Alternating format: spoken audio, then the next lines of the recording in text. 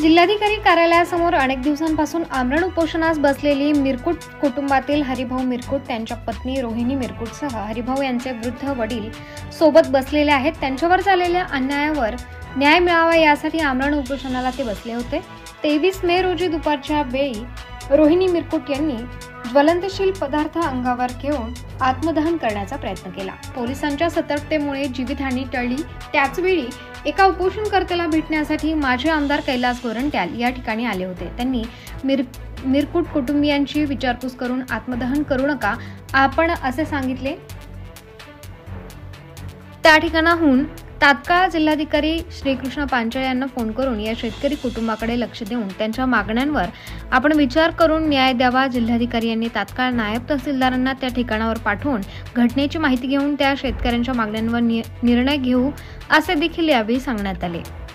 या मिरकुट कुटुंबियांनी माजी आमदार कैलास गोरंट्याल यांच्यासमोर त्यांच्यावर झालेल्या अन्यायाचा पाढाच वाचून दाखवला। या मिरकुट कुटुंबियांचे अश्रू अनावर झाले होते। तहसीलदार, नायब तहसीलदार, तलाठी यांनी अन्याय केलेली हकीकत माजी आमदार यांना यावेळी रोहिणी व हरिभाऊ मिरकुट यांनी सांगितली। याकडे आपण लक्ष देऊन आम्हाला न्याय द्यावा अशीही विनंती या कुटुंबियांकडून यावेळी करण्यात आली। प्रबंधभूमी महाराष्ट्रासाठी प्रतिनिधी सुनील भारती, जालना।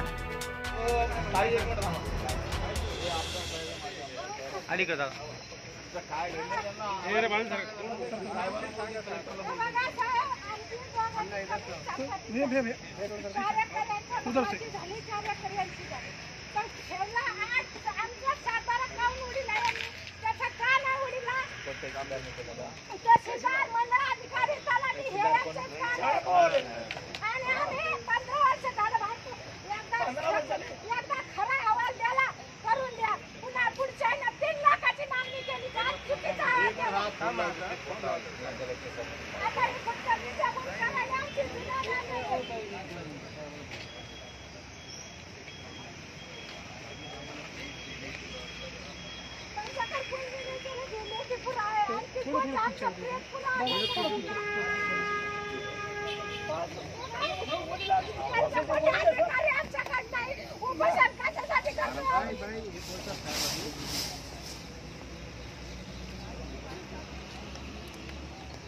इथं खरं पाहायला गेलं जालन्याच्या आमदारांनी यायला पाहिजे।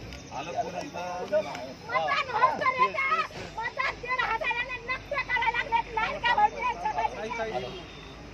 सर कुछ नहीं, मैं कलेक्टर ऑफिस के सामने जो एक लेडीज तो आपके लोगों ने निकाला, उसका कुछ छाया पवार ने कुछ जमीन नाम पे नहीं करती। सर तहसीलदार सर किसी को भेज सकते हैं यहाँ तो देखिए सर। हाँ मैं रुकू क्या जाऊँ कैसे? नाव काय तुमचं?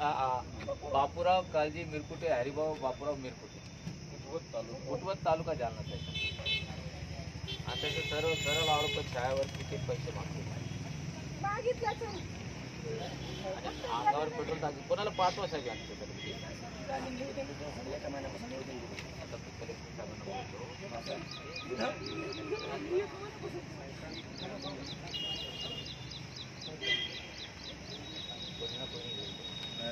आणि असं काही करू नका ऐका, नाही झालं तर मी सकाळी आमच्याकडे पहिल्या दिवशी आले, त्यांचं काम काय होतं आम्ही दुरुस्ती करून देतो म्हणत काम होतं ना। किंवा मंडळ अधिकारी हजारे आला म्हणलं उपोषण सुटल्या तुला पाहून घेतो। ही नियमाची कायद्याची पद्धत आहे का ही? दुसऱ्या दिवसाला येतो मग तो घोळ, अरे घोळ काय आहे तो? वरच्यावर आमची 7-12 उडीने घोळ कशाचा याचा? जमीन आमच्या ताब्यात आहे।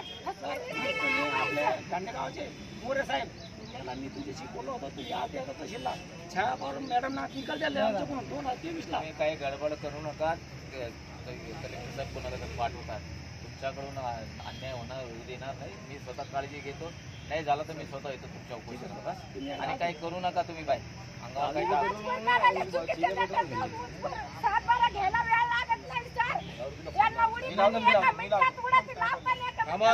छाया पवार तहसीलदार